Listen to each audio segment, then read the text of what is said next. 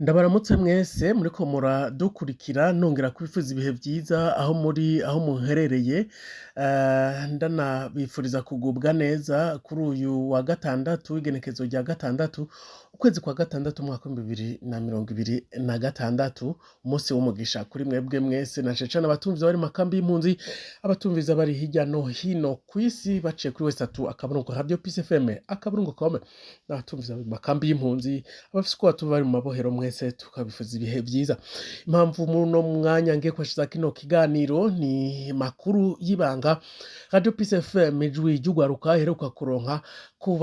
bijanye n'abantu bari ku rutonde rwo kugandagurwa imbere y'uko amatora yo mu mwaka wa 2027 ashika, amatora y'umukuru w'igihugu, kuko abantu ari intambamyi zikomeye kuri urwo rutonde. Hariko umushingamateka Agathon Rwasa, uyu wewe asanzwe aronderwa kuva kera si bishasha, ariko kuri urwo rutonde kandi hariko umushikiranganji Ndikumana, ariko kandi hakabaho kandi uwo baheruka kugandagura Bugaga, ariko kandi kuri urwo rutonde hariko Faustin Ndikumana vyari bimubayeko mukaba mwabibonye. Aha tukabamenyesha ko ivyashikiye Faustin Ndikumana vy'irementanya vyo kugira ngo bamuremeke intebe ishushe mu gushira inkoho iwiwe, ari umugambi wateguwe igihe kinini mu buryo bwo gushaka kumucira urubanza rwo gufunga ubuzima bwiwe bwose, kugira ngo bibe ivyo kumwagiriza guhungabanya umutekano w'igihugu no gukorana n'imigwi y'abitwaje ibigwanisho, icaha c'agacamutwe gishobora gutuma Faustin Ndikumana aca afungwa burundu. Abo tuvugana gushika aya masaha, abakozi bakora mu kabare canke abakora mw'ishirahamwe rya Faustin Ndikumana ry'urudandazwa bagifunzwe bagirizwa kuba baronderwa kw'amatohoza ko batoba bafitaniye isano n'ivyo bigwanisho. Ni mu gihe Faustin Ndikumana aheruka gukora conference de presse abwira abamenyesha makuru ibijanye n'iyo nteba ishushe. Ikibazo umuntu ashobora kwibaza, ibintu vyawe kw'igenekezo rya 17 akaba abivuze ubu haheze igihe kinini cane gose, mu kumva neza yuko vyari ibintu bimaze imisi. Mugabo Faustin Ndikumana akaba yabandanje gutegwa ubwoba, na mpamvu yaciye aja ku maradiyo akaba yobivuga, na cane cane ko yaguma abwirwa ko ashobora kugandagurwa kandi ko akwiye guceceka ivyo ariko aravuga ata kamaro bifitiye igihugu. Faustin Ndikumana ni umwe mu baharana agateka ka zina muntu bamaze kuvugwa kenshi n'umukuru w'igihugu, eka mbere aba mu nzego za leta, aho bamufata nk'umuntu avuga amajambo asubiza inyuma igihugu, mbere ubu unya akaba afatwa nk'umwasi w'igihugu. Faustin Ndikumana rero ubu unye ashobora gutuza umutekano we wifashe gute? Faustin Ndikumana umutekano we wifashe nabi cane, narirya uyu munsi arararubunda inyuma yo gufata abo bantu babagiriza ko bo bafitaniye isano n'inkoho hamwe n'agafuko kuzuye amasasu kafatiwe aho Faustin Ndikumana asanzwe arangura ibikorwa vyiwe bimwinjiriza amafaranga ikinyami mu ntara ya Ngozi. Anye Faustin Ndikumana akaba avizwa ko uje umwanya n'umwanya mu bafashwe bashobora kuhinduka abamwagiriza ko abifise mu ruhara, guco akaba yofungwa canke agatabwa mu mvuto. Ariko Faustin Ndikumana akavuga ko yakingesha Shadrach, Meshach na Abednego ariyo izomukingira ngo inyuma yo guterwa mw'itanure bavuye bafise fraîcheur, nkuko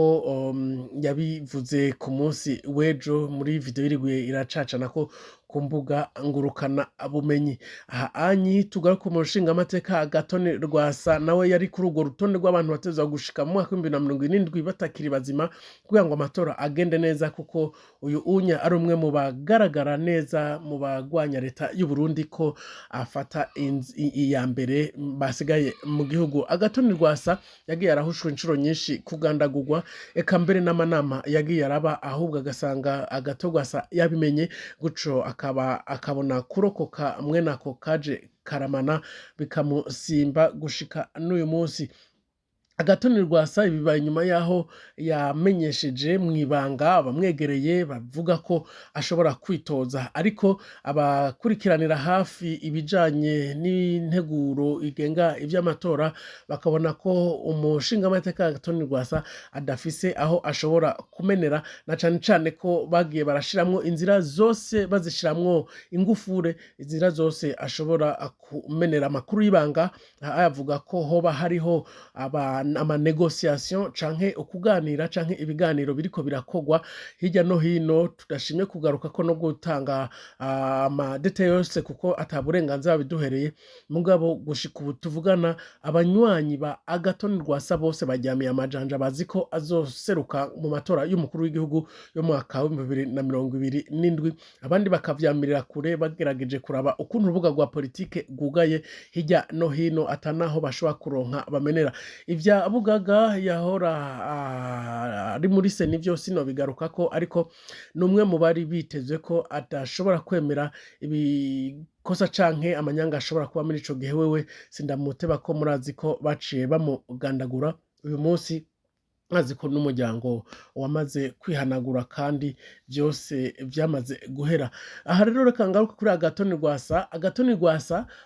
nkuko nabibabwiye abanywanyi biwe baryamiye amajanja bazi ko azitoza amatora y'umukuru w'igihugu, eka nawe mu biganiro agenda aravuga hirya no hino yerekana neza yuko azeho kwitoza n'ubundi muri ayo matora y'umukuru w'igihugu, amatora asa nk'ayo azohava agorana na cane cane niko je ndabibona ndiko ndaraba ukuntu urubuga rwa politike rwugaye, ukuntu amaradiyo amaze guhabwa agasopo, ukuntu indorerezi zizoshigwaho n'uwo mugambwe, ukuntu inama nshingamateka igizwe n'uwo mugambwe umwe kandi ubwoko bumwe, uravye ukuntu inama nkenguzamateka igizwe n'umugambwe umwe kandi ubwoko bumwe, abatwara intara, ba musitanteri, baburamatari, mu gisirikare abantu bakomakomeye, ivyo vyose murumva ko ari ibidahumuriza vyerekana neza yuko mu Burundi ikijanye n'amatora y'umukuru w'igihugu gishobora kugorana. Ariko tugarutse mu banyagihugu bobo, bamwe bavuga bati amatora yaramaze guhera, ariko kandi hari n'abavuga bati tuzohangana. Nkabutsa ko hari imigambwe ishika kuri 5 yahagurutse yandikira umukuru w'igihugu ivuga yuko ititeguriye kwitaba amatora yo mu mwaka wa 2027. Umukuru w'igihugu Evariste Ndayishimiye akaba yaciye yihutira kuwandika ku rubuga rwiwe ko Ndayishimiye Neva ari umuvyeyi ategerezwa kuganira n'abana biwe. Inyuma y'iminsi mike yaciye atumako inama rukokoma yabo banyamigambwe n'abegwa n'amatora baraganira, aho yariko arabumvisha neza ko bategerezwa kujana ku murindi umwe, na cane cane bahanga amaso imbona kazoza kugira ngo bazoshobore kuvyitwaramwo neza, aho bavuga bati ni gute hoba amatora atarangwamwo imvururu, amatora yoba arimwo bose kandi amatora atanumwe akumiriwe. Muri ico gihe nyene bamwe muri iyo migambwe baciye bahaguruka bavuga ko n'ubundi naho baganira n'umukuru w'igihugu ata kintu gikomeye canke gifashe canke kizima yigeze ababwira. Ngaha anyi ni mu gihe iyo hageze igihe c'amatora abarundi usanga bataye wakuba, abandi ugasanga bahangayitse, bamwe bagahitamwo no gufata inzira z'ubuhungiro kugira ngo bazogaruke amatora yaheze. Umugambwe CNDD-FDD kuva ushika ku butegetsi mu mwaka w'2005 gushika uyu musi, igihugu cabandanije guhura n'akaje karamana, ibi yasagasesheshwa rumuri, ibintu vyinshi vyarateye bisubira inyuma nk'ibirenge. Aha sinokwirwa ndagaba ku bisata bitandukanye, nivyo umurundi wese azi, nivyo umurundi wese yibonera. Bamwe mu banyepolitike ngerageza kuganira nabo, yaba bari hanze y'igihugu canke abari mu gihugu, cane cane abari mu gihugu, bavuga ko amatora mu Burundi atagishoboka kandi ko umugambwe CNDD-FDD wamaze gufata ibintu vyose mu ntoke, ari naho bahera bavuga ko Agatonyi Rwasa naho yomenera naho yogaragara muri ayo matora ata mushingamateka n'umwe afise, bishobora kuba ingorane, ushobora gusanga arivyo vyateje ikibazo. Abandi bagaruka ku bijanye n'amatora yigeze gutsinda Agatonyi Rwasa, intsinzi ikamuca mu myanya y'intoke, akaba yaritwaye mu masentare atandukanye, ivyo vyose kakaba kamizwe n'ingoma gushika n'uyu musi akaba atararonka inyishu. Kimwe mu bibazo bikomeye cane gose bimuhanze no kuba umugambwe wiwe waraciwemwo ubunywenywe, waratabaguwe, mbere umugambwe bakawuha ugira uko ishaka kugira ngo abe ari we yitwa ko atwara umugambwe CNL uzwi n'amategeko ngaha anye umugambwe urongowe na Agathon Rwasa CNL leta ikavuga ko itawuzi kandi ata kintu ishobora gukora mu rubanza Agathon Rwasa yashingishije muri sentare gushika n'ubu nta gakuru na gato ariko umushingamateka Agathon Rwasa iyo avuga umva neza ko afise neza amakuru ahagije ko azotsinda amatora y'umukuru w'igihugu hama kandi akavuga ko urubanza batinya kurusoma kubera ko batsinzwe we agahagarara ahanini avuga ko iyo aba baratsinze urubanza ruba rwarasomwe kera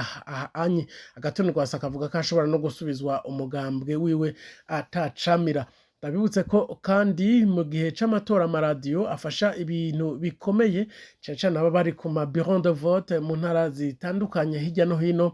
ariko amaradiyo akaba yaramaze guhabwa agasopo ko nabo baba bahari ata kintu na kimwe barekuriwe kuvuga atacose ni iratangaza aha anyi aba baramaze guhabwa agasopo umukuru w'igihugu yakoresheje inzira nyinshi zo kubicarika kubaganiriza kubagira abagenzi ariko bakagenda baha agasopo abandi babahaye amakete babwira ko mu kwitegurira amatora atarimwo abakoroni amatora atarimwo igitsure c'abari hanze y'igihugu ko amaradiyo ategerezwa kuvyitwaramwo neza abari hanze y'igihugu mu banyepolitike bubu bavuga yuko umugambwe CNDD-FDD wahagurutse kugira ngo usubize igihugu inyuma bamwe bakavuga ko inzira nyayo ishoboka ari inzira y'ingimba na cane cane ko abarundi ibihumbi n'ibihumbagiza bakiri hanze y'igihugu naho bamwe mu harana agateka kazina muntu abandanya guhanura leta y'u Burundi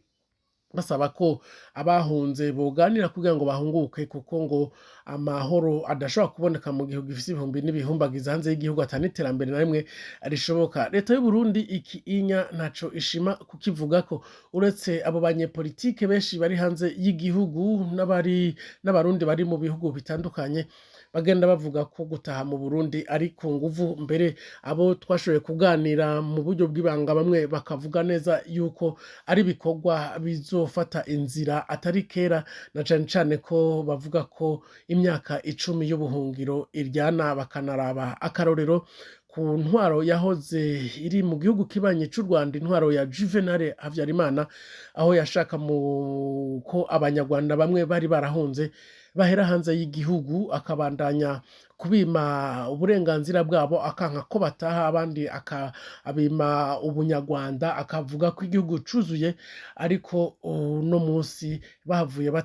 bagataha ku nguvu ako niko karorero bamwe batanga bakavuga ko no mu Burundi abandi bazogera igihe bakiyubaka bagataha ku nguvu ibi inya ingimba nayo yamisubiza igihugu inyuma irasambura iratwara ubuzima bw'abantu hama kandi ituma n'igihugu gitera kije inyuma ivyari byagezwe ko ugasanga bisubiye inyuma burundu kuko usanga habaye uguhangana ni mu gihe rero azimisi hanavugwa abasirikare batoroka igisirikare c'u Burundi bakaja ahantu hatazwi bamwe bavuga ko hari abaja kurondera ubuzima busanzwe mu bihugu vy'abarabu bakavuga cane cane igihugu ca Dubai ariko kandi hari n'abakunda kuvuga ko abo basirikare nyene boba bariko baraja gufasha imigwi y'abitwaje ibigwanisho bahisemwo kugwanya leta y'u Burundi kugira ngo mu Burundi haboneke ituze kandi haboneke amahoro. Radio Peace FM ijwi ry'ugwaruka ntishigikira ingimba irashigikira abicara bakaganira. Radio Peace FM yama ifata iki kibazo c'ingimba nk'inzira ya nyuma ariko habanje kuba ukuganira habanje kuvugana habanje kuba kugenda buke buke habanje gukoresha inzira zose zishoboka narijya zinahari iz'amatora zozo zikaba zaranswe kandi zarugawe burundu n'umugambwe CNDD-FDD ayo utwara umukuru w'umugambwe Reverien Ndikuriyo ahaguruka neza atanga ubutumwa buboneka kandi bugaragara ahavuga neza yuko abari hanze y'igihugu uzoshaka gutaha ari karibu mbere akamenya neza yuko ari chini ya ulinzi ni ukuvuga ngo ni ukugenda uja mu murongo wabo kugenda wicara kugenda wumviriza ivyo bakubwiye atavyo gutanga ivyumviro vyawe vyo bafata nko kugumura abandi canke ivyo bobo bita gusubiza inyuma igihugu no kuba umwasi w'igihugu. Ahanye tukagaruka mu gihugu ca Tanzania aho izi mpunzi ziriko ziratahukanwa ku nguvu ku nkoni, mugabo bamwe bagahitamwo kuyanyaga baja mu bisagara bigize igihugu kibanye ca Tanzania, abandi bakaja mu bihugu vya Kenya n'Ubugande, eka mbere no mu gihugu kibanye c'u Rwanda, aho babona ko ariho boronka amahoro canke ako gahengwe. Bagiye bavuga ko ahantu bahungiye ari mu yabira kandi atanakoyoko bariko barahatorera bivanye n'imigenderanire. Umugambwe CCM urongoye igihugu muri Tanzania ucuditse n'umugambwe CNDD FDD, abaanyi bagafatwa nk'umwana na nyina. CCM Chama cha Mapinduzi igafatwa nkaho ifise umwana wa CNDD FDD mu Burundi. Abaanyi bahona inshuro nyinshi n'ikibazo c'impunzi cizwe n'iyi migambwe ibiri, nibo bafashe iya mbere mu kubwira abandi no mu kubwira abarongoye ivyo bihugu Burundi hamwe n'igihugu ca Tanzania ko ata mpunzi zikenewe mu Burundi, ko amahoro ari yororo. Nayo ibindi bihugu nk'igihugu kibanyi c'u Rwanda, Repubulika Iharanira Rusange ya Kongo, impunzi ntizitahuka ku bwinshi, hari igihe bagenda mugabo biraboneka neza yuko ivyo biganiro vyanse bitakunze hagati y'ayo mareta kugira ngo impunzi zitahuke canke zinatahukanwe ku nguvu. Abantu benshi baza ayo makambi gusa, ariko hari n'ayandi makambi ari mu bihugu vya Zambia, za Mozambique, za Zimbabwe, aho hose harimwo amakambi yitwa ya Zareka, za Mayukwayukwa, n'abari mu bisagara za Rirongwe, abari mu bisagara bitandukanye, abari za Kakuma, za Karobey, abaanyi n'abari mu nkambi ya Chaka, n'indi kambi idakunda kuvugwa cane, ikambi iri mu gihugu c'Ubuganda nayo irimwo ibihumbi n'ibihumbagiza vy'abarundi. Aba bose ishavuriraniga inyuma y'imyaka 11 bavuga ko bashaka gutahuka mu gihugu cabo, mugabo leta ya CNDD FDD ikerekana neza yuko ifise amakenga, mbere ubu unyaka bahatahuka abo bashaka. Mu bindi hibonekeza ingorane zidasanzwe n'abahungiye mu gihugu ca Afrika y'Epfo, aho usanga baburabuzwa, eka mbere leta y'u Burundi canke ubuserukizi bw'igihugu c'u Burundi muri Afrika y'Epfo ugasanga babafise ko ububasha, ugasanga bazi aho bambe bakana bakurikirana, mbere bamwe bakabahatira gutaha babereka ko ariyo mahoro, ko kuba mu buhungiro batazovyemera ahubwo uba ubaye umwasi w'igihugu. Muri aya matora rero yimirije, umuntu yokwitega iki na cane cane ku bandi banyepolitike canke ku Barundi muri rusangi? Aya matora bamwe bavuga ko adashobora no kuba nk'uko babishaka, na cane cane ko hari n'abavuga ko umukuru w'igihugu c'u Burundi ashobora kutazotsinda aya matora, na cane cane ko abarundi bavuga ko batagikeneye intwaro ya CNDD FDD, ko ata kiringo ca kabiri umukuru w'igihugu Evariste Ndayishimiye yarakeneye, kuko mu myaka 7 canke 6 amaze ata kintu kigaragara mu vy'ukuri yakoreye abarundi bofata nko kumushimira ngo bamwongere ikiringo kigira kabiri. We akavuga ko azotwara Burundi mpaka ashitse ku mbona kazoza, ivyo yihaye kandi yiyemeje, kandi ko ngo azobishikako. We avuga ko wari kumwe n'abarundi bose bishoboka. Aya matora ashobora kuzobamwo ibibazo bidasanzwe. Inya ni umwihwezo w'iwanje, nkabivugana cane cane mfatiye ku biriko biraba uno munsi gushikaho ubutungane ntaco buriko burafasha, eka inzego ibisata byose bigize igihugu biraboneka ko vyitaje iki kibazo c'amatora babirekeye umugambwe CNDD FDD, na cane cane mu gihe c'amatora. Murazi ko ibibazo injyane canke gushamirana vy'amabibera ku bureau de vote canke mu makartier, iyo batoye bamwe batabashaka ko abandi batora, ibi inya ubutungane bugaheza bufata ko uwari yatoye ari we mukuri. Ibi byose nibishobora gukamira mu coze amatora mabi. Mugabo Radio Peace FM y'ugwaruka tukazogerageza uko dushoboye gose kugira ngo dushire abazo ariko barakurikirana ikinamico, twita ikinamico y'amatora, kuko amatora tungajwe n'umugambwe umwe, kugira ngo muzoze mumenya uko biriko biragenda.